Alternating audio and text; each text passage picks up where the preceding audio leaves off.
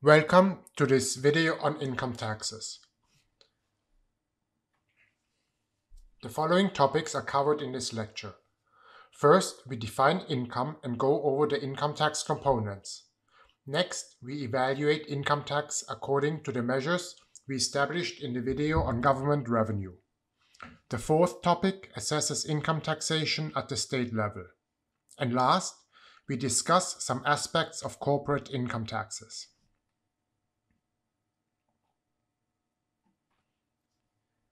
Federal income taxes are one of the most visible and important forms of taxation and are an important source of revenue for federal and state governments. Income taxes are generally progressive in the sense that the average tax rate is increasing with income. That is, high-income households pay a higher percentage of income. Indirectly, it is also an important source of revenue for local governments, because federal and state aid coming to local governments is funded by the federal income tax. In addition, state income tax systems are usually linked to the federal tax policy. For example, the taxable income calculated at the federal level is used as the tax base at the state level. It is important to note that at the federal level, households are taxed and not individuals. Here is a short history lesson about the federal income tax. Prior to 1913, the federal government only used a tax on imported goods and an excise tax. At the state and local level, revenue was obtained from so-called poll taxes and property taxes. Poll taxes are per head taxes which are independent of income. Those taxes are the same for everyone. In 1909, the 16th Amendment was added to the Constitution, and it laid the groundwork for Congress to collect income taxes. Income taxes were collected at the federal level for the first time in 1913. However, the revenue was very modest, since only about 1% of the population was responsible for filing tax returns, and the tax rate was set to 1%.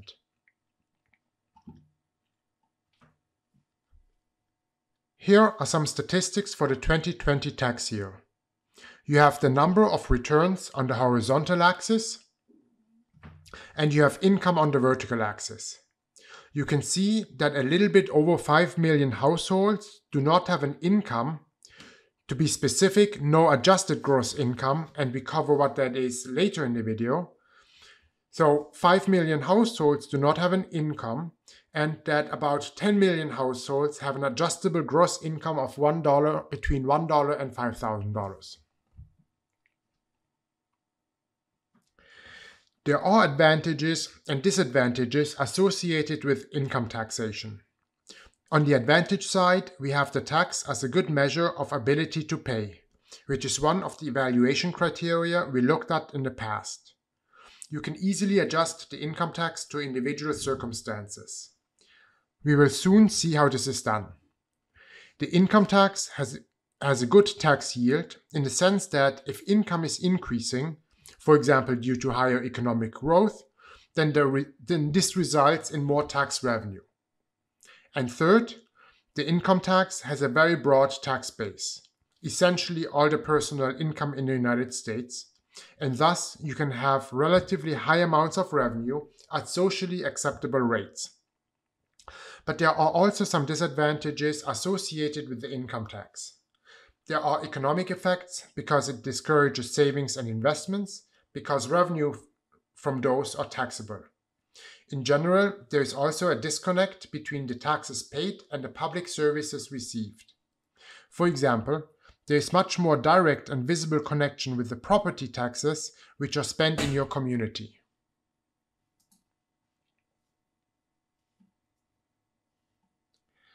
Now let us look at the definitions of income. In the ideal case stated by Haig-Simons in 1938, the income tax should be imposed on a comprehensive measure of income. That comprehensive measure of income was defined as income being equal to the consumption and any change in net wealth over a year.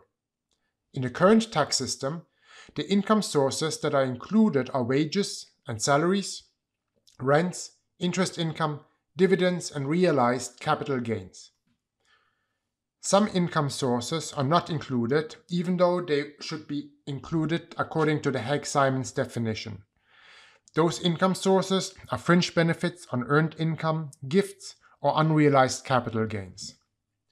Note the difference between realized capital gains and unrealized capital gains can be accomplished with an example. Suppose you are investing $10,000 into the stock market, and at the end of the year you have $11,000. Then you have made $1,000 in capital gains based on the value of the shares. But if you are not selling the shares, then those are only unrealized capital gains. Once you are selling the shares and you have the money physically in your bank account, then that refers to realized capital gains.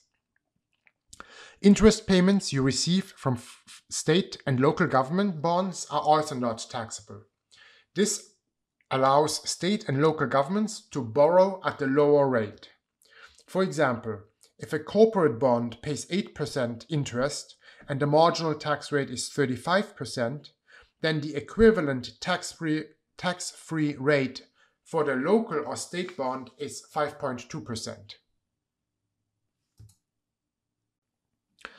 Now, let us look at some examples to compare the Haig-Simons definition with the current tax system.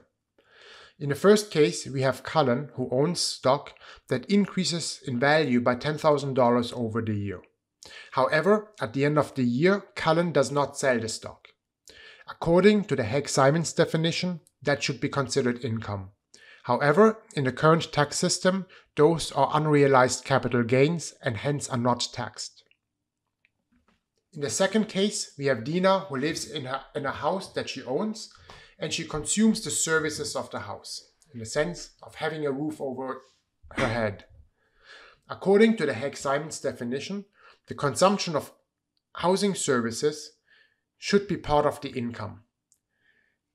In the current tax system, there is no tax, and hence there is no tax on her owning the house besides the property tax. Now let's look at the third case, where we have Kenna, who inherits $50,000 from her aunt. That represents an increase in net wealth according to the Haig-Simons definition, but under the current tax system, it is not considered income since it was the aunt who paid the inheritance or gift tax. Now, let us have a look at the income tax components. Here we start off with total income, and then in order to arrive at adjusted gross income or AGI, we have to apply certain adjustments.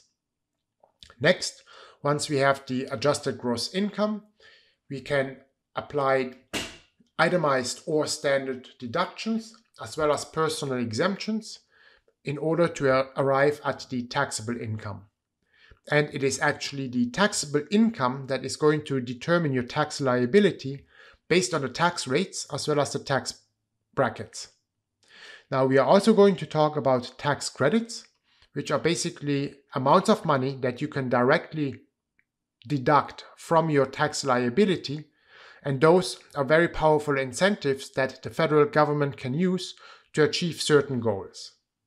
Note that the adjusted gross income is usually the measure of tax-bearing capacity of a household.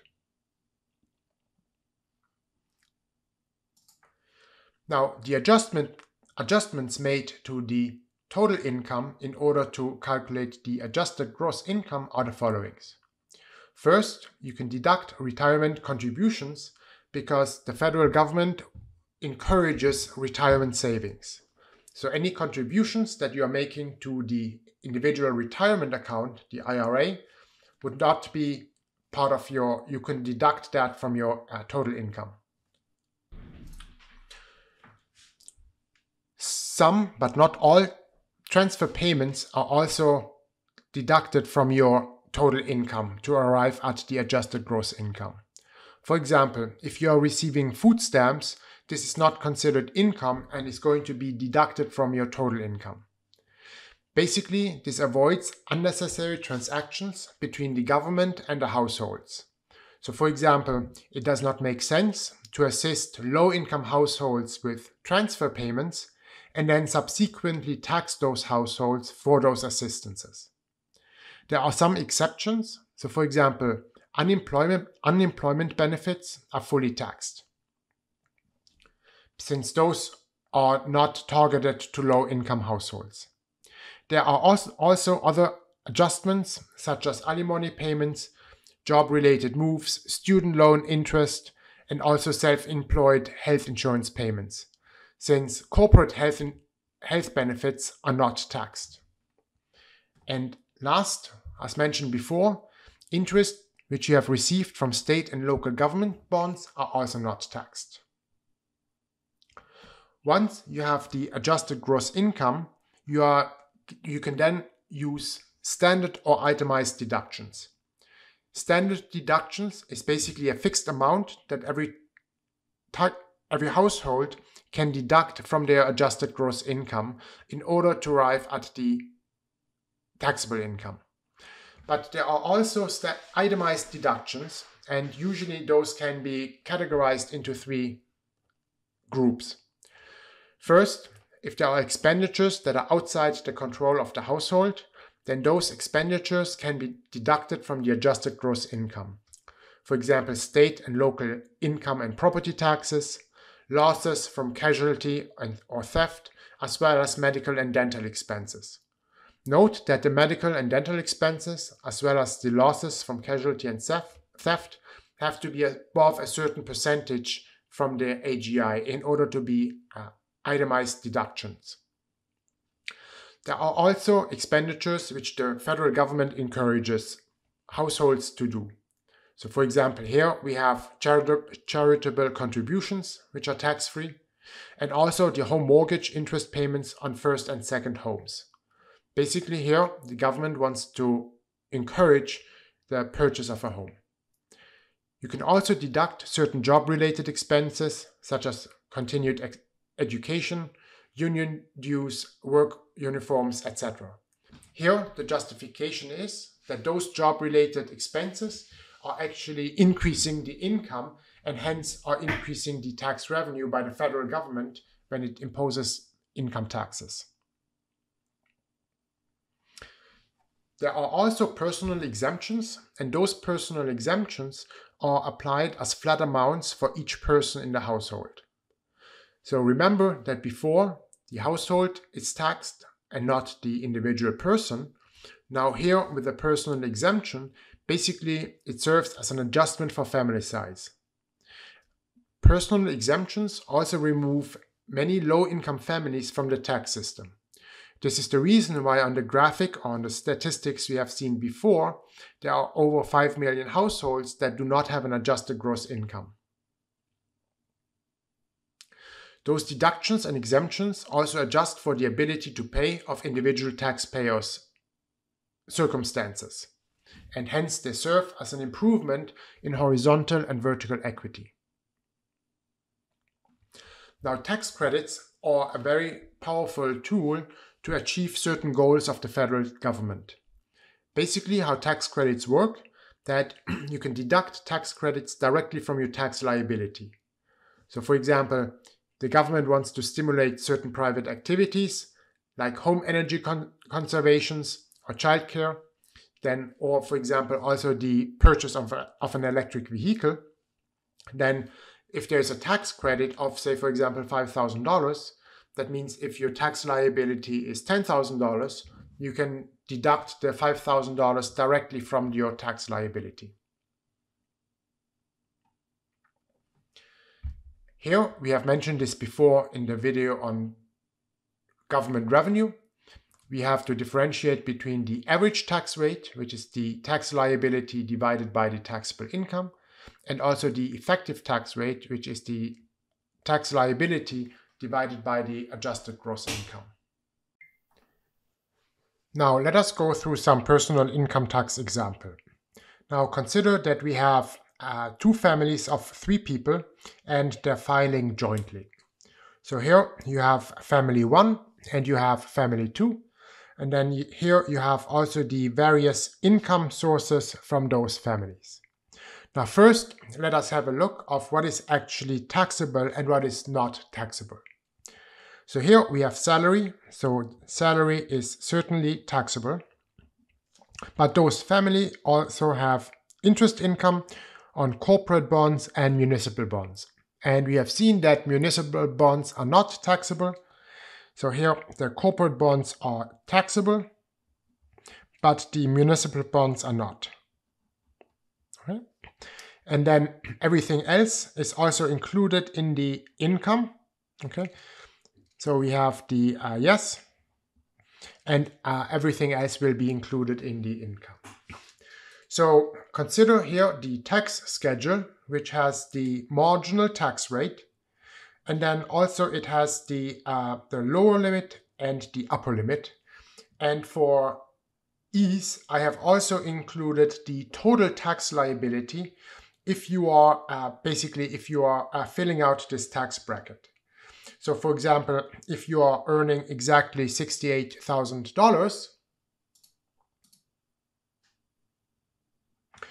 then the tax bracket, the 15% would be the difference between then the $7,687 would be the difference between $68,000 and $16,751. Okay, so that's how you would get the $7,687. So if your salary is exactly 68%, then your tax liability would be the sum of those two. If your salary is exactly $137,300, then your tax liability would be the sum of the first three, and so on. So here we have standard deduction of $11,400, and here we also assume that we have the personal exemption of $3,650, and that we have the one child in each of those two families. So now let's see of how much they are actually paying in taxes. So here you have the family one, and we are going to look at two scenarios. So in the terms, we are increasing the tax deduction, and we are also applying a tax credit to both families, but we are going to look at this later. So here we have the salary of $6,500, but we also have the interest income from the corporate bonds. So this would be an additional $1,000. And hence the adjusted gross income is the sum of the salary as well as the interest income, and that would be the $66,000. Then we apply the standard deduction and the personal exemption. Note that here the personal exemption is 3 times the $3,650, which is $10,950, and hence the taxable income for family one is $53,650. Now, if you are now calculating the tax liability of this family, how you would do this is as follows. So you see that the $43,650 are in the first tax bracket, or in the second tax bracket here. So how the calculations would pan out is you would take the $1,675 from the first tax bracket plus the amount that is over $16,751. So you would have the $43,650 minus the $16,751, and you multiply that by the tax rate, which is 15%, or the marginal tax rate, which is 15%. Hence, if you're doing the calculations, you find that the tax liability is actually for family one is $5,709.85.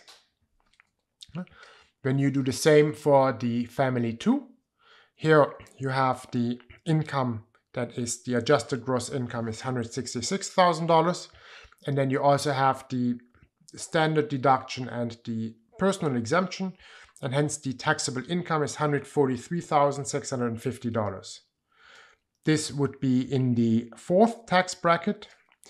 So in this case, you would add up the 1,675 plus the 7,687 plus 17,325 plus they're paying taxes on the difference between $143,000 and $650 minus the $137,301, and we are applying the 28% tax bracket. Okay.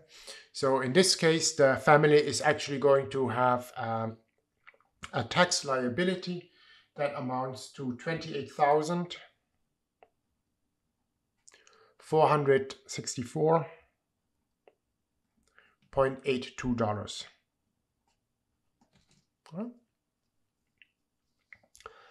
Now, there are no tax credits, and hence we have the tax liability after the credit is still the $5,709.85. And hence the average tax rate would be the tax liability divided by the taxable income, which is $43,650. And hence we are getting the average tax rate for the family 1 is 13%. And for family 2, the average tax rate would be 19.82%.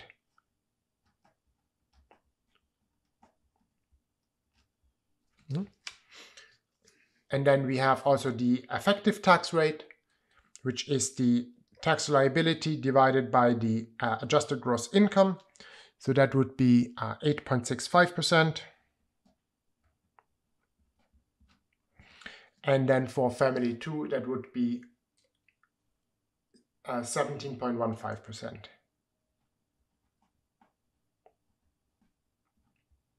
Okay.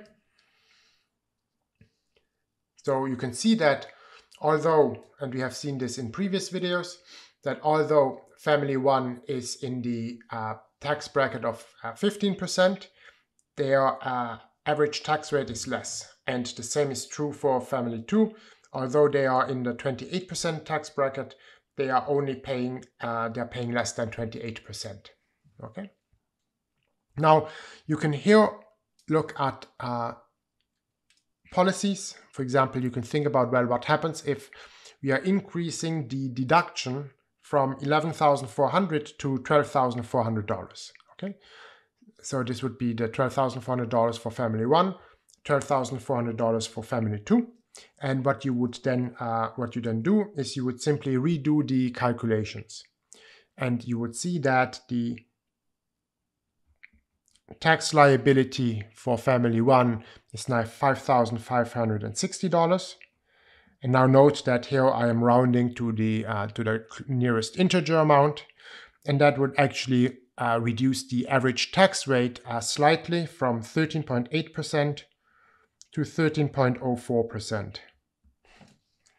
And the same could be applied to family 2, where we now have the standard deduction of $12,400, and that would actually reduce the tax liability to $28,185. Again, I am rounding here. And hence the average tax rate would be 19.76%. Okay. And then you could look at, well, how does it actually how does it affect if I'm actually doing a tax credit? Remember that a tax credit is directly deducted from the tax liability. So let's start with the original amount here. So we have the $5,709.10. Then we have the tax credit of $1,000. And hence their tax liability after credit is only going to be $4,710. Okay. Now note that this has a significant effect on their on their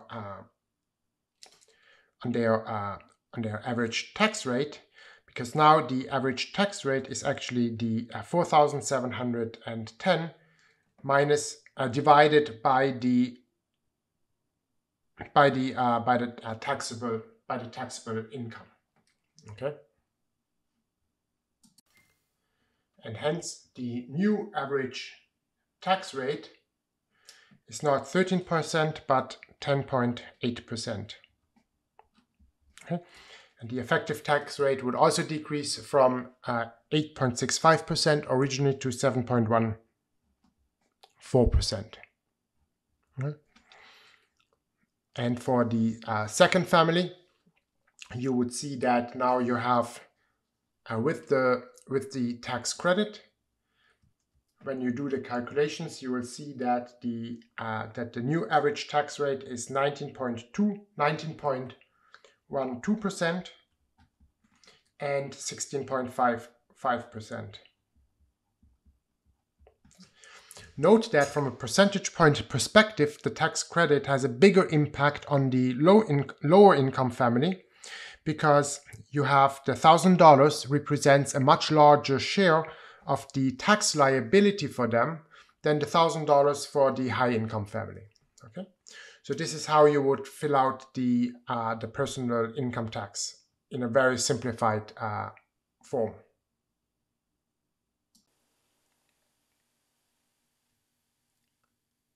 Now, the next topic is going to be the income tax evaluation according to the criteria we have mentioned in previous videos. From an efficiency standpoint, there are certain trade-offs associated with the income tax. First, there's a work versus leisure trade-off, because income is taxed, whereas leisure is not taxed, and hence there's a potential encouragement for people to work less. There's also a trade-off between savings and consumption. Savings, or the interest you receive from savings, are taxed, but the consumption is only taxed once. This means that there is a potential encouragement to lower savings or to invest in real estate as opposed to financial assets. Note that there are also higher efficiency losses if the marginal tax rates are higher. And remember that higher marginal tax rates actually address ability to pay and equity issues, and hence there's a trade-off between the efficiency and the tax progressiveness. Now, there's very often the argument that if the marginal tax rates are too high, that it encourages rich people to move away from states, for example. So there's a paper in 2011 that looked at the migration of high-income people away from New Jersey after the state has increased the tax on high-income people significantly, basically by 2.6 percentage points. And it turns out, which is the finding of this paper, that the migration is minimal, or there's basically no very weak evidence that people would actually move out. And hence they conclude that the tax is estimated to raise $1 billion per year, and that it modestly reduces income inequality. Now, in terms of equity, adequacy, and elasticity, we have addressed some of those issues already before, in the sense that we can improve the horizontal equity by allowing the deduction of medical and dental, as well as state and local tax deductions. However, the income tax, as it's currently designed, also favors homeowners as opposed to renters due to home mortgage interest deductions. There's also an potential issue with vertical equity. Remember, vertical equity refers to the fact that people with a higher ability to pay should pay a larger share in terms of taxes. Now, with the income tax, there is the possibility that higher income households can actually invest more money into tax reducing activities. So for example, hiring a tax lawyer that would help you to lower your taxes. So that would reduce the progressiveness of the tax by a little bit. The income tax is also very adequate since there's a very broad tax basis, and hence there is a steady source of revenue. There are some issues associated with the tax brackets or the marginal tax rates, and this is considered to be what is called bracket creep. Now let me do an example of what bracket creep actually means. Consider the following situation. You have a household that has an income of $100,000 and they are currently in the federal income tax bracket paying 28%. The marginal rate after earning $102,000 is 30%. Now consider the case where we have inflation and all prices associated with the goods that household consumes increase by 3%. In order to make up for this inflation, the salary also increases by 3% to $103,000. Now note that here the real income has not changed. However, there's a higher tax liability because the household is now in the 30% bracket and not the 28% bracket. One way to avoid the bracket creep is what is called indexation, in the sense that you adjust the marginal tax rates every year to account for inflation. The income tax or the federal income tax is also relatively easy to administer for the government, in the sense that it's easy to identify the taxpayers, and the assessment and the collection is actually done either by the individual or by the employers through withholdings. Now, the government's administrative costs associated with income tax is usually just limited to tax enforcement, to tax law enforcement, or to sample audits. There's a sizable taxpayer compliance cost associated with the income taxes. Now, let us have a look at the income taxation at the state level. As mentioned before, states usually piggyback on the federal tax codes. What this means is that the state uses a tax base established by the federal government or by the federal tax code and then levies its income taxes on that tax base. So for example, the state could levy the income tax or its income tax as a percentage of the federal tax liability. And hence, when the federal tax liability changes due to changes in the federal tax code, that would also result in changes to the state income tax revenue. The state could also base the income tax, the state income tax, on the federal taxable income or the federal adjusted gross income. Again, if there are any changes in the policy at the federal level that would result in changes in the taxable income or the adjusted gross income, that would actually affect the state. Most states have a flat tax rate, and here is the example of Indiana that is simply using 3.23% of the adjusted gross income as calculated by the federal level. Now let us consider the case where the state income tax is actually linked to various components of the federal tax. Now consider that we have a very simple federal tax schedule where we have the marginal rates of 10%, 15% and 25%. Note that here I have already added up the sums, so in a sense that $2,500 is when you're earning $25,000, you're paying 10% rate, this is $2,500. But if you're earning $100,000, then you're paying the $2,500 plus the difference, plus 15% on the difference between $100,000 and the $25,100. And that would be, together with the first tax bracket, you would have $13,750. Now consider this household, or consider those three households that have an adjusted gross income of $15,000, $45,000 and $145,000. They have exemptions and deductions, and that allows you to calculate the taxable income and also the tax liability associated with those households. And I've also calculated the average tax and the effective tax rates associated with the federal tax. Now, let us look at the state taxes at the baseline. Now, consider the following, that we have you can think about this, that we have 3 states, and the first state basically levies 25% of the tax liability from the federal level. So here we have a tax liability of $1,000 for household 1. 25% of that would be the $250. Okay, and if you do this for all 3 households, that state would get $8,000. Percentage of taxable income, so that would be the second state. So here the second state imposes a 4.21% tax on taxable income. So the taxable income here is $10,000, and hence 4.21% is $421. And again, the tax rate here is set such that we have an identical revenue compared to state 1.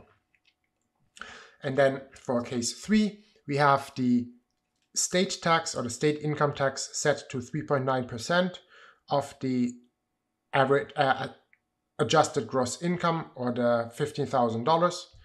And then hence you can see of what the tax revenues are for the state. And again, the state earns $8,000. Now the question is, since those state revenues are linked to components of the federal tax revenue or of the federal tax system, the question is what happens to those revenues if something changes at the federal level. So let us consider the case 1, where we have a change in the exemptions and deductions. In the sense before, we had exemptions amounting to $5,000 on deductions. So now we are doubling those to $10,000. And you can do the calculations, and you see that and note that the tax rates here are unchanged. And you can see that for number 1 and number 2, or for state number 1 and number 2, the tax revenue is actually decreasing, because the exemptions and the deductions and the change in the deductions and the change in exemptions applies to the or influences the taxable income, okay, and hence also the tax liability, and hence those states have a change. Whereas the third state, who is linking the state income to a percentage of the adjusted gross income, the adjusted gross income does not change if you are changing exemptions and deductions. And hence, state number 3 is actually unaffected. Now here, when you look at the tax schedule, we have the highest rate, the highest marginal rate of 25%. Now the question is what happens if we are actually changing this rate from 25% to 20%. And this is what we are doing here in the last case, where we have the highest marginal tax rate is now 20%. Note that this does not affect households 1 and households 2. However, it does affect the third household, because the third household is in the highest tax bracket. And you can see that here, again, the household, since we have now the marginal tax rate is 20%, that influences actually the percentage of the federal tax, because the federal tax liability for the third household is now influenced by this higher tax rate. So you can see that there are, depending on how you actually link the state income tax to various components of the federal tax system, how changes in the federal tax system can affect your income.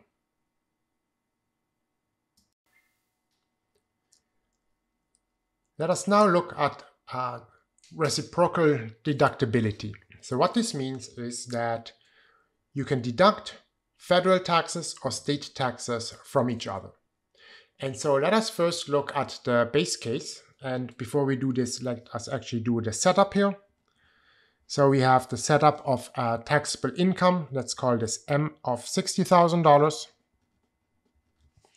we have a federal tax rate, let's call this F, of 25%,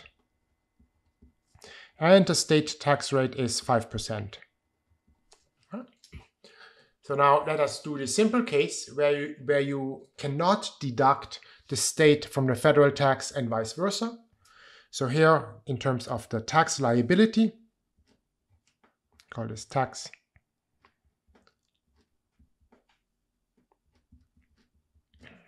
liability. So at the state level, and let's do it here at the federal level. And so here, let's do the case of no deductibility.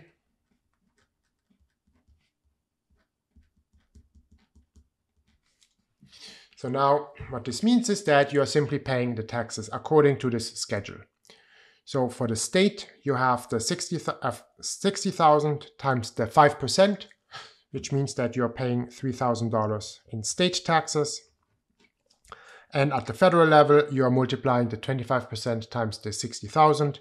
And hence at the federal level, you are paying $15,000 in terms of taxes.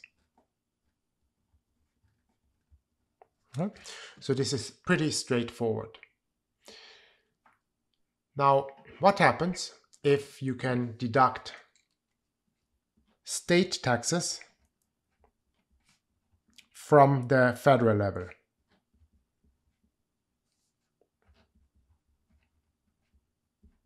Okay, so now here in this second case,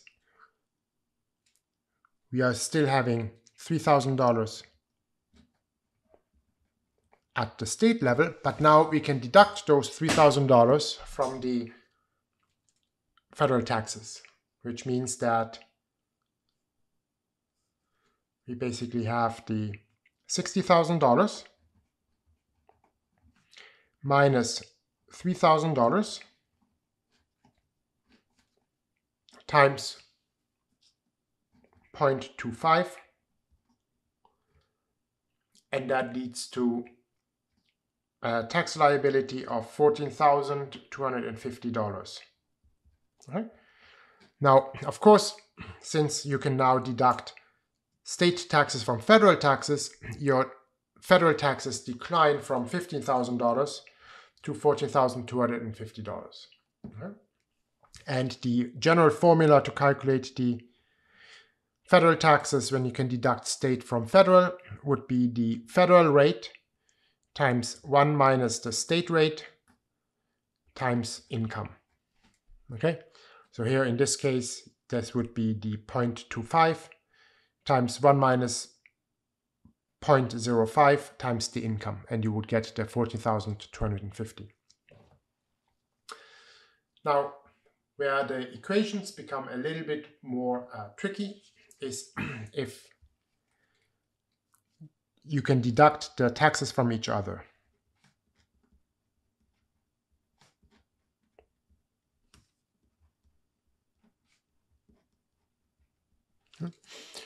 And here, the formula for the state, where XS represents the liability, the state liability in taxes. That would be the state tax rate minus the state tax rate times the federal tax rate divided by 1 minus the state tax rate times the federal tax rate times income. If you do those calculations, what you find is that the state liability is now $2,279. And note that the equation is very similar for the federal, but you have to replace the F here, or with an F.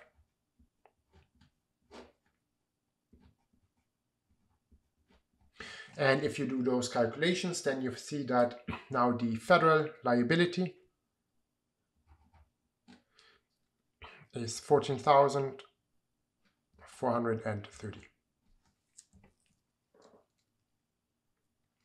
So here you can see, depending on what system you're using in terms of deductions, that you end up with different results. Here we are paying $18,000 in total taxes with no deductibility, or with the state deductibility from federal, we are paying $17,250 in federal taxes. And then in the last case, we are paying $16,709 in federal taxes.